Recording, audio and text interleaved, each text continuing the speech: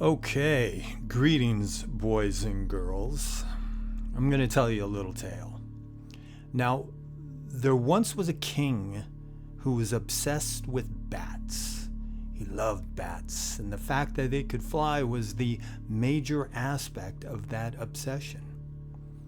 They are the only mammals that can truly fly, he told his queen. Some mammals can glide, but truly fly, that would only be the bats. And why is that? Why can't other mammals fly? We, human beings, are mammals like bats. Why can't we fly? If we could fly, true freedom would be obtained, not only for myself, but for my people as well. My people I so greatly love. So, the king came up with an idea. He had a tower constructed, taller than the tallest tree, and on the top of that tower was built a platform that extended outward. And one by one, he had his citizens brought to the top of that tower, where the king greeted them each with a warm smile and the words, "Fly, you shall be free," before they were hurled from the tower. He did this until all the people of the kingdom were dead in a great heap at the bottom of the tower, including all the nobles, knights, his personal guards, his queen, and eventually himself. Nobody flew. The end. Now, you might be saying, what the fuck was that all about? Well, somebody asked me, and I'm paraphrasing, they asked me if I was inspired by the Satanic Reds. Satanic Reds. I didn't know what that was, so I looked it up. And my answer is very simple. No. Communism doesn't work because human beings aren't ready for it. Human beings are by nature self-centered, selfish creatures. Communism can't work, it doesn't work, and if you try to force it to work, you're going to end up with a whole lot of death, not unlike the king in the story. The king in the story was trying to get his people to fly when they were unable to fly. They can't fly. Who knows, in a few million years, maybe we'll evolve into a creature that could fly. But right now, we can't. Just as communism can't work. And plus, satanic communism is an oxymoron. Communism is collectivistic. Collectivistic. It's about the commune. It's about the whole and not the individual. Satanism stresses the power, the strength of the individual. So, Satanic Reds, Satanic Communism is oxymoronic. Communism, like a bunch of those other isms from the 19th century, was a response to the Nietzschean death of God, if you will. I've brought this up many times in the past. What Marx was attempting to do was create a utopia using, quote, scientific means, not taking in consideration that human beings are animals. We are selfish, self-centered creatures, which in some ways can be very good, in other ways not so good. Living a collectivistic, a hardcore collectivistic lifestyle like ants in an ant colony doesn't work for us. It's antithetical to our very nature, who we are as those who walk the left-hand path. Now, not all of us, of course, not everyone that's listening to this is a Satanist, but if you are on the path, your individuality upon the path is the most important aspect. Because it's not about deifying the collective.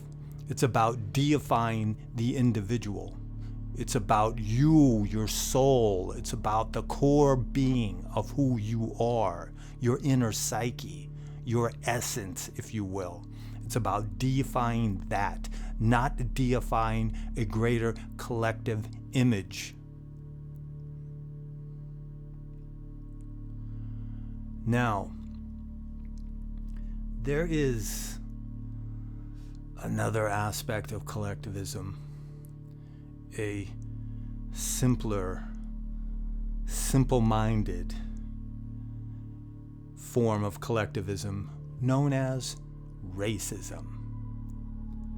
And racism is the crudest form of collectivism. On this path, color, race, whatever, doesn't matter, because the soul has no color.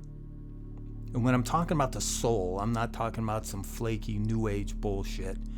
I'm talking about your essence. I'm talking about your inner psyche. I'm talking about that which someday you want to deify.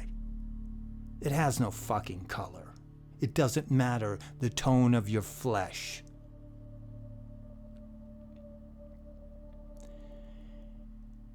Racism, like all forms of collectivism, the extreme forms of collectivism, are simple answers for difficult questions.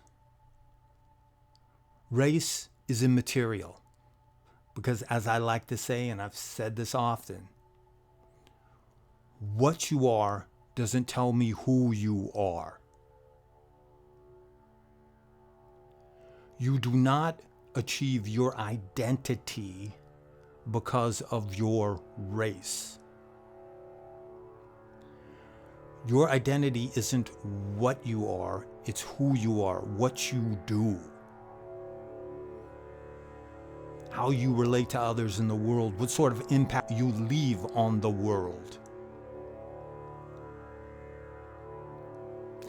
I despise racism.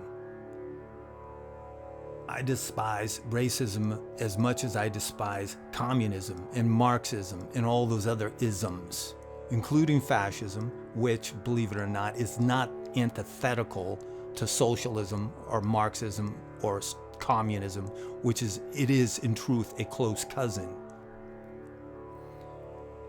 Racism, though, for me, let's say even if I wanted to join, let's say, a racist organization, all right, American Nazi Party or whatever. By looking at me, they might think, this guy's got light-colored hair and green eyes. He's obviously Northern European of heritage. Not so fast. I'm also part Mexican, besides being predominantly Celtic, if you will. If Celtic can be called a race, it's more of a culture. But anyway, I'm also a whole lot of Slavic, which the Nazis weren't too crazy about. I also have some Nigerian blood. I might not look it. And on my Slavic mother's side, who is also half Mexican, I'm part Jewish. So I would not be a prime candidate.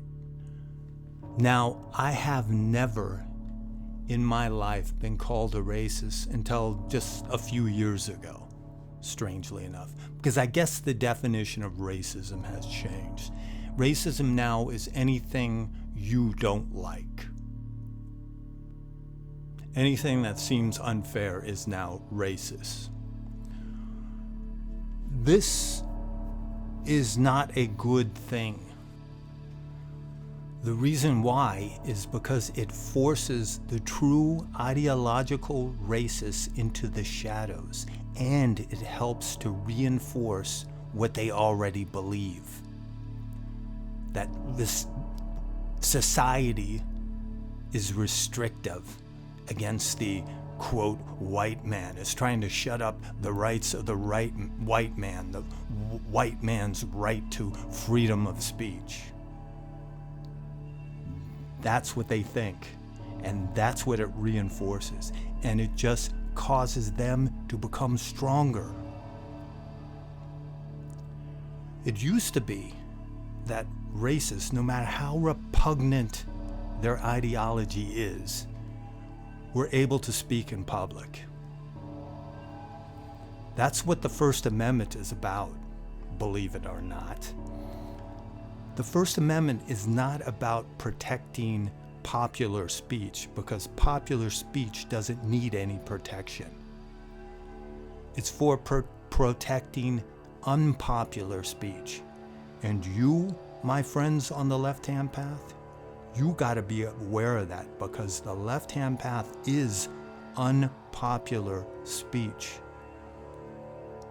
The vast majority of the status quo does not like us, finds our ideology, our philosophy repugnant.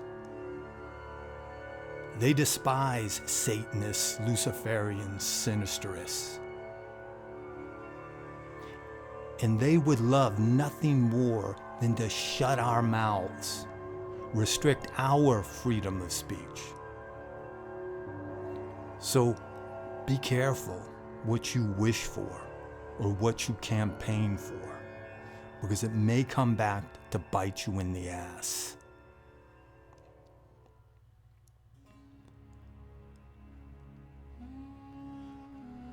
So, in conclusion, my friends, I despise collectivism.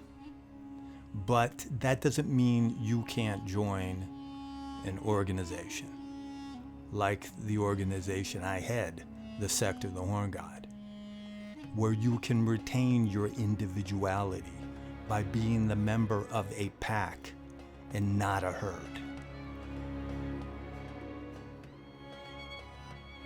Until next time.